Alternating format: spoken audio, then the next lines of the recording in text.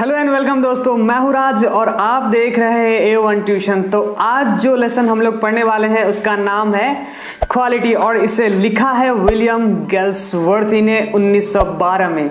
तो बेसिकली ये चैप्टर जो है दो जर्मन शू मेकर के बारे में है जो कि आपस में भाई हुआ करते थे और इनका जो नाम था वो है गेस्लर ब्रदर।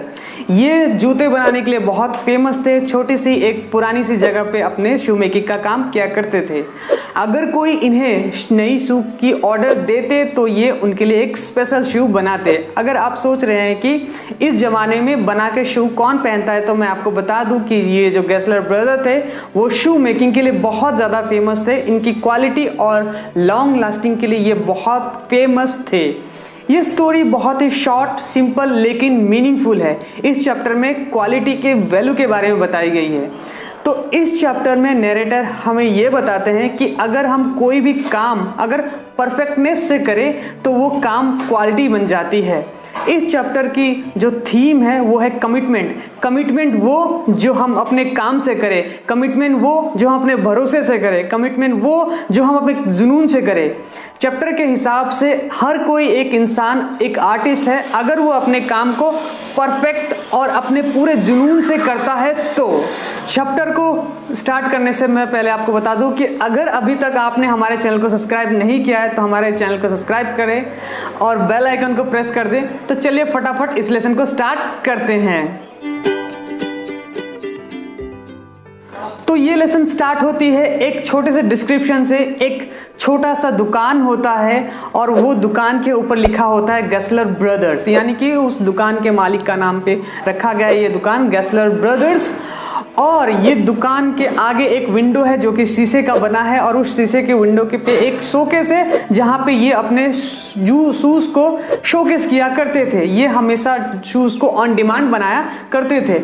नरेटर हमें यहाँ पे ये बताते हैं कि कैसे वो गेस्लर ब्रदर से मिले और वो ये भी बताते हैं कि गेस्लर ब्रदर से मिलना इतना आसान नहीं है क्योंकि वो जूते इस तरीके से बनाते क्योंकि वो बहुत लॉन्ग लास्टिंग होता और अगर बहुत लंबा जूता चल रहा है तो जब वो दोबारा फटेगा या फिर जब वो रिपेयर करने लायक होगा तभी उनसे मुलाकात उनकी वापस दोबारा होती थी। तो एक बार की बात है, नरेटर एक बूट की ऑर्डर देने गेस्लर ब्रदर के दुकान पे जाते हैं और वहाँ पे कहते हैं कि उन्हें एक बूट चाहिए। तो तभी गेस्लर ब्रदर क्या करते हैं, वो स्टेयरकेस से ऊपर चढ़ के एक थोड़े ही देर में एक जूते की पेयर लाते हैं जो कि रशियन लेदर से बना होता है। गेस्लर ब्रदर की ये जूते को देख के हमारे नरेटर बहुत खुश होते हैं और वो एकदम मनमुग्ध हो जाते हैं। उससे कहते हैं कि मुझे इसी तरीके का जूता चाहिए। तो गेस्लर ब्रदर ये कहते हैं कि आप 2 हफ्ते बाद आइए, आपको जूते मिल जाएंगे। कुछ दिनों बाद वापस से दोबारा हमारे नरेटर उस दुकान पे जाते हैं, गेस्लर ब्रदर के दुकान पे जाते हैं और इस बार वो जूते की ऑर्डर देने नहीं बल्कि कंप्लेन देने जाते हैं कि क्योंकि वो लास्ट ऑर्डर जो उन्होंने दिया था, लास्ट जूते जो उन्होंने ली थी उसमें से कुछ साउंड आ रहा है चढ़ की और वो बहुत अनकंफर्टेबल फील कर रहे हैं।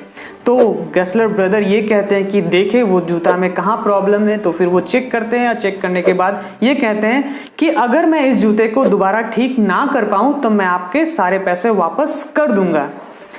थोड़े ही दिन बाद वापस से नरेटर जाते हैं गेस्लर ब्रदर के दुकान पे एक नई जूते की ऑर्डर देने के लिए, लेकिन वो एक नए जूते को पहन के जाते हैं जो कि कहीं और से ली थी उसने।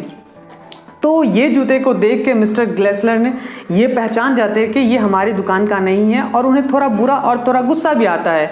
वो ये कहते हैं कि ऐसे जूते महंगे महंगे कंपनियों द्वारा बनाई जाती है, एडवर्टाइजमेंट पे बहुत ज़्यादा पैसा खर्चा कराया जाता है, प्रमोशंस पे बहुत ज़्यादा पैसा खर्चा कराया जाता है और ये सिर्फ बहुत ज़्यादा प्रोडक्शन के लिए ही बनाया जाता है। यहाँ पे कस्टमर की क्वालिटीज़ और कंफर्टेबल को देखा नहीं जाता है। और तभी जाके हमें ये बताया गया है कि कैसे हमारे नरेटर गेस्लर ब्रदर को ये बताते हैं कि एक्चुअली में ये जो जूता उसने ली थी वो एक्चुअली में जल्दबाजी के चलते एक इमरजेंसी प्रोक्योरमेंट के हिसाब से उसने ली थी क्योंकि बहुत ज़रूरी था उसे। तो ये बात ये दर्शाता है कि हमारे मिस्टर नरेटर जो थे वो कितने बड़े कायल थे हमारे गेस्लर ब्रदर के काम से कि वो कहीं और से जूता नहीं लेते थे, बस इमरजेंसी के वजह से ही उन्होंने एक जूता कहीं और से ली थी। तो ऐसे ही स्टोरी आगे बढ़ता है और कई दिनों बाद, करीब करीब 2 साल बाद वापस से दोबारा मिस्टर नैरेटर जो है, हमारे नैरेटर है, वो गेस्लर ब्रदर के दुकान पे आते हैं और आने के बाद ये देखते हैं कि अब जो है मिस्टर गेस्लर जो कि बड़े वाले एल्डर गेस्लर जो थे वो गुजर चुके हैं और अब काम को संभाल रहा है छोटे गेस्लर यानी कि यंग गेस्लर। तो उन्हें थोड़ा बुरा भी लगता है, वो ये भी सोचते हैं कि थोड़ा कुछ ऑर्डर दे दिया जाए ज़्यादा अमाउंट में ताकि जो यंग गेस्लर है वो अच्छे से चल पाए। लेकिन फिर वो ये भी सोचते हैं मन में कहीं उनके दिल को ठेस ना पहुंच जाए, क्योंकि वो जो काम करते थे वो बहुत परफेक्शन से काम करते थे और एक बल्क ऑर्डर में अमाउंट में ऑर्डर देना शायद उन्हें बुरा ना लग जाए। तो ऐसे ही बहुत दिनों बाद फिर से 1 हफ्ते बाद दोबारा छोटे गेस्लर से मिलने के लिए जाते हैं, ऑर्डर देने के लिए जूते जाते हैं और इस बार वो ये बताते हैं कि जो पिछली वाली जो ऑर्डर दी थी उन्होंने, इस बार के जूते जो थी वो और भी बेस्ट जूता था। अब जो है यंग गेस्लर वो करीब करीब मोर देन 70 ईयर्स के हो चुके थे और वो एक सर्वाइवल के लिए स्ट्रगल कर रहे थे। स्ट्रगल इसलिए कर रहे थे क्योंकि ऐसा होता है कि नॉर्मली जो उनके सारे कस्टमर्स थे वो धीरे धीरे छूटते जा रहे थे, क्योंकि उन्हें जूते बनाने में बहुत ज़्यादा टाइम लगता था। वो क्वालिटी तो बहुत अच्छी मेंटेन करते थे लेकिन वो बहुत ज़्यादा टाइम लगाते थे और इसी वजह से शायद धीरे धीरे कस्टमर छिन जा रहे थे उनसे। तो करीब करीब और बहुत दिनों के बाद दोबारा उस रास्ते से जब मिस्टर नैरेटर गुजर रहे होते हैं तो वो सोचते हैं कि मिस्टर गेस्लर को वो थैंक यू कह दे कि जो उन्होंने जूता बनाई थी वो बेस्ट जूता बनाई थी और वो उनको पहन के बहुत खुश है। तो वो गेस्लर के दुकान पे जाते हैं और वो जब गेस्लर के दुकान पे जाते हैं वो सरप्राइज हो जाते हैं, क्योंकि वहाँ पे जो दुकान का नाम था गेस्लर ब्रदर वो मिसिंग था।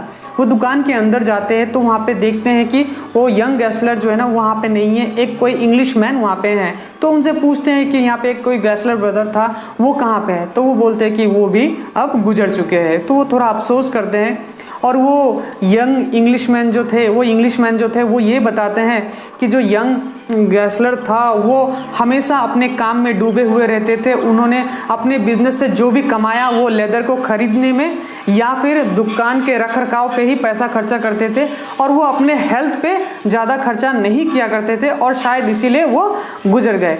फिर वो दोनों बात करते हैं, नैरेटर और यंग इंग्लिशमैन जो कि अब दुकान पे है। ये बताते हैं कि भले ही वो टाइम लगाते थे लेकिन वो उनके पास जो स्किल था, जो टैलेंट था, जो क्वालिटी के वो जूता बनाते थे उनका कोई जोर नहीं है, उनका कोई मैच नहीं है। वो बेस्ट तरीके के जूता बनाया करते। तो चैप्टर में यही है।